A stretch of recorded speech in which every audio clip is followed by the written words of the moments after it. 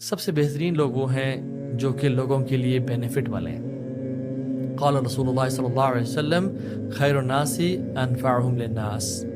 The best of people are those who are the most beneficial to people. ہمارا دین ایک طرح سے ہمیں یہ سکھاتا ہے کہ آپ بیٹھ کے سوچو کہ میں کیسے لوگوں کے لیے بینیفیشیل بن سکتا ہوں, میں کیسے لوگوں کے کام آ سکتا ہوں.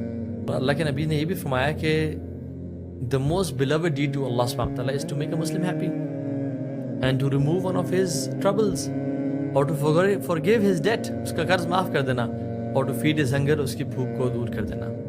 اور آپ نے پھر کہا کہ مجھے پسند ہے کہ میں اپنے مسلمان بھائی کے ساتھ چلوں, یعنی یہ مجھے زیادہ پسند ہے اس عمل سے کہ میں 1 مہینے کا اعتکاف مسجد نبی میں کروں.